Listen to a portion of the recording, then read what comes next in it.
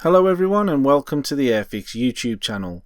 In this video we're going to be building and painting the 1/72 scale RAF Red Arrows Hawk starter set from Airfix. This is a model of a truly iconic aircraft in an internationally recognised paint scheme as part of the RAF's display team, and no doubt this aircraft has enticed thousands of people to give the scale modelling hobby a try. In this box we have perhaps the easiest model of this aircraft to build, and there's also glue, a paintbrush and some Humbrol acrylic paints, so everything you need in one box.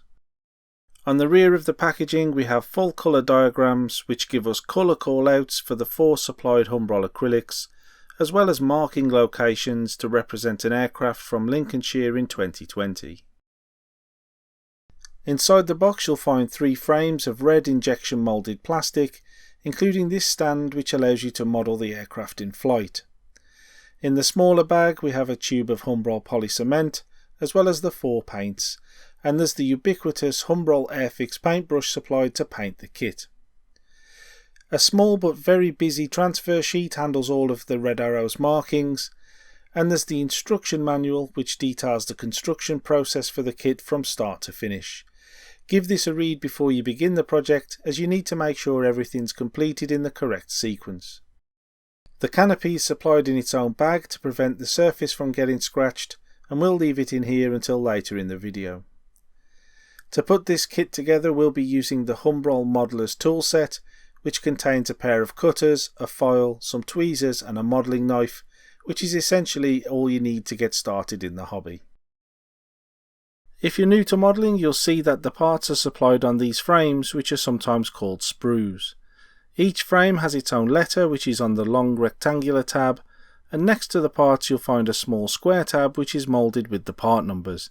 These are referenced in the instructions. When you've located the parts that you need, they'll need to be removed from the frame. Here we're cutting the connection points with the cutters from the Humbrol toolset, but note that we're not cutting right up against the parts, and instead we're leaving these small nubs of plastic which can then be trimmed away with the modelling knife. This prevents the cutters from damaging the surface of the kit, and after the modelling knife has removed most of the plastic, a few passes of the file cleans away any excess, leaving us with a perfectly finished piece which can then be assembled with the Humbrol polycement. This is supplied in a metal tube with quite a broad nozzle, which can make it tricky for newer modellers to control the glue, so we've cut 2 pieces of the kit box away to form this palette and applicator setup. The polycement can then be added to the palette portion of the card, and then the applicator can be used to pick up some of the polycement and take this to the surface of the model, minimising the risk of getting glue all over the surface of your kit. Using the applicator we're just transferring a small amount of polycement onto the model surface and then pressing the 2 parts together. After a few seconds the polycement should grip the plastic and those 2 parts are joined. Once both seats are installed in the cockpit, this assembly needs to be painted as per the instructions. To avoid getting any fingerprints in the paint, we've mounted the cockpit assembly on an old paintbrush handle with some white tack so we can move it around without touching it with our fingers. Because the kit may have been sat on the shelf at the model shop for some time, it's important that you give the paint a good stir before you use it to make sure it's nice and smooth. After moving some of the paint to a palette, it was diluted with about 30% tap water. We then started to apply our first coat of paint. Because we're painting onto bare plastic, there may be some areas where surface tension causes the paint to bead. Just use short fast strokes of the brush and you can overcome this. While the paint on the cockpit was drying, we also painted the inside of the fuselage with the same colour, just to make sure everything matched once the 2 halves were joined. A second coat of the grey paint was then applied to the cockpit assembly, and you can see that this is covering over a lot of the streaks and imperfections that were left behind by that initial coat of paint. Another coat of paint was added to the inside of the fuselage, and this was left to dry fully before both of the fuselage halves were snipped free from the frame using the cutters. The leftover plastic from the frame connection points was trimmed away with the modelling knife, and then the whole assembly was dry fitted without any glue, to make sure that nothing was interfering with the surfaces between the two halves of the fuselage and that the fit was perfect. Everything looked good, so it was time to assemble properly. Using the applicator, we applied some polycement to the side of the cockpit and then pressed this into place.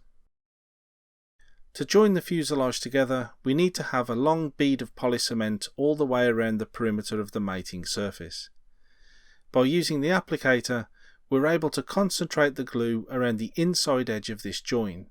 This means when the two halves of the aircraft are pressed together, the glue won't come squeezing out of the gap on the outside face of the model, so we'll have a nice clean join. This wouldn't be possible if we just squirted the glue straight on out of the tube, and that's the kind of reason that we used the two pieces of the kit box as an applicator. You can see that there's no glue visible, but we've achieved a good solid join between the two parts. A couple of ordinary clothes pegs can be added at either end of the aircraft just to hold everything together while that glue sets and prevent the two halves from peeling apart. While waiting for the glue to cure, we continued with the rest of the assembly. The air intakes were snipped free of the frames and cleaned up, with a bit of extra care taken around the leading edge of the intakes as these are quite thin. A little polycement was added with the applicator, and then the two halves of the intakes were pressed together to complete the assembly. The rest of the parts were also removed from the frame and cleaned up in the same fashion, with the modelling knife and the file being used. We just took a little bit of extra care on the leading edges, which are a bit thinner. With all of that complete, it was nearly time for final assembly. We just needed to remove the excess plastic from the connection points along the join line. We used the file and worked slowly and carefully to try and avoid scratching the plastic around these areas. If you're just very gentle with the file, you can catch the areas which are standing proud and remove them without causing any surface damage. The wings are supplied in two pieces, so require some gluing, and we applied the polycement along the inner edge of the joint rather than near the outside, so that the glue wouldn't squeeze out of the gap when the two parts of the wings are pressed together. A couple of blobs of polycement were added to the two pegs on the tail sections, and then these were pushed into place, making sure that their alignment followed the diagram provided in the instructions. The last major step on the main body of the aircraft is to add the wings. Polycement was added on the recess in the lower fuselage, and then the wing assembly was pushed into position. All that we need to do now is decide whether we want to model this aircraft in flight or on the ground. We chose to model the aircraft in flight, so we closed the wheel wells with the parts supplied. If you decide to model an aircraft on the ground, you'll need to assemble the landing gear in line with the instructions. The parts for the stand were given the same amount of cleanup as the rest of the kit. Excess plastic was first removed with the modelling knife, and then passed over with the file to make everything nice and smooth, before polycement was added to the recess in the base and the main body of the stand was pushed into position. Once those two parts are glued, that's the stand completed. To avoid getting any fingerprints in our paint, we used an old paintbrush handle and pushed that into the engine, and that allows us to move the kit around without touching it with our fingers. Some of the red paint supplied with the kit was transferred into the palette, and then we diluted it with about 40% tap water until the mixture was nice and smooth. To apply the paint, we'll be using one of these flat brushes from Humbrol rather than the brush supplied with the starter set. The brush that you get with the kit is perfectly fine for the job, but by using a large flat brush such as this one, we'll be able to cover the area quicker, and because we've diluted the paint, it should all self-level and settle down to a nice smooth finish. This is particularly desirable when you're using a gloss paint, which we are on this model. Because we're painting directly onto bare plastic with a water-based paint, there may be some areas where the paint doesn't seem to want to adhere to the surface and beads up. If you use multiple short brush strokes in these areas, you should be able to break the surface tension of the paint and it will settle down into one nice layer. At this point, we're not worried too much about colour coverage, as the paint has been thinned with additional water and it certainly won't cover up the plastic in one coat. Just try to make sure you cover all areas and you get one smooth layer of paint down. It will look an awful streaky mess at first, but trust in the process and start applying a second layer of paint. You'll notice that the opacity builds with each additional layer, and a lot of those streaks start to fade as we build up good coverage of the colour. Painting in this fashion with multiple thinned layers also means there's no three-dimensional texture in the paint, which is exactly what we want for a shiny aircraft such as those flown by the Red Arrows. We now need to repeat this process multiple times, adding additional layers until we've built up sufficient coverage to move on to the next steps. While the paint on the Hawk was drying, we decided to give the stand a couple of coats of diluted paint. We chose to paint the stand black, but you can of course paint the stand whichever colour you fancy. Next it was time to work on the canopy, and we started with the usual cleanup procedure, and instead of snipping the parts straight from the frame, we simply cut the frame back down to near where the attachment point was. This means that there was this little bit of frame left behind, and that actually served as a useful handhold so that we didn't have to get our fingers anywhere near the canopy during painting. The remaining connection points were trimmed away with the modelling knife before switching to the file, and as well as cleaning away the plastic on the sides of the canopy, we also checked the mating surface to make sure nothing would interfere with the fit to the aircraft. Once cleanup was complete, it was time to paint the canopy frame, and we started with the rearmost area which needed to be painted white. We only diluted the paint by about 20% with water, as we wanted to cover in as few coats as possible. This is far too tricky a process to be applying multiple thin coats. To try and keep everything as neat as possible, we started from the centremost area of the frame and painted towards the outside of the raised detail until the whole area was blocked in.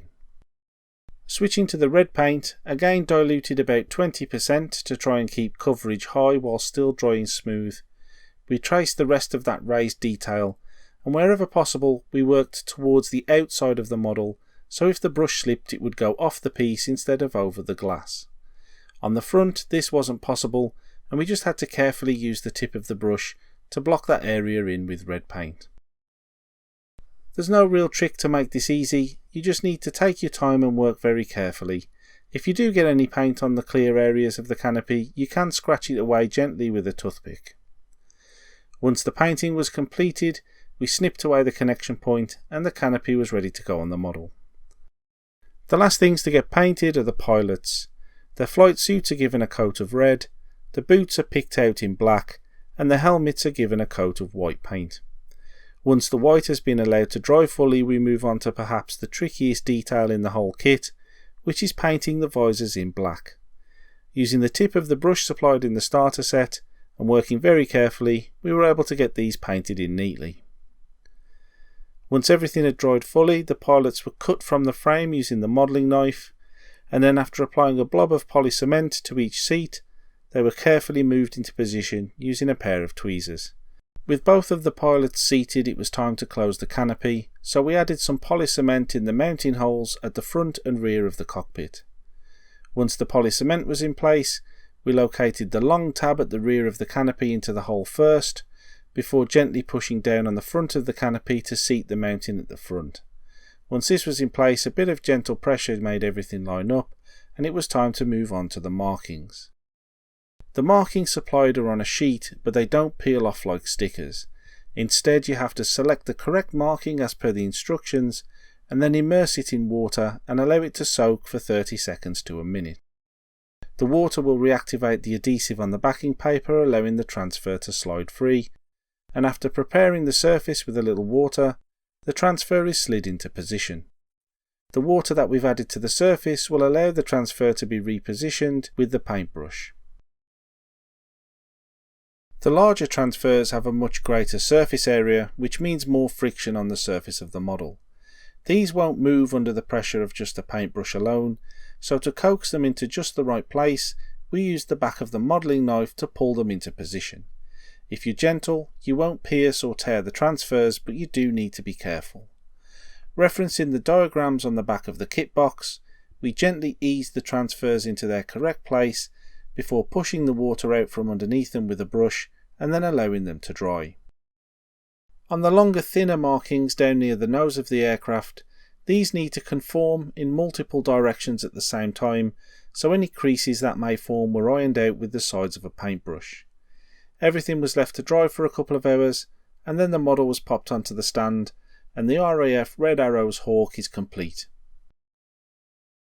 The aircraft flown by the Red Arrows is a subject which does tempt many people to try scale modelling, and this Airfix starter set is specifically designed to have a low parts count and a fast, easy build sequence, making it a really great way to get started in the hobby.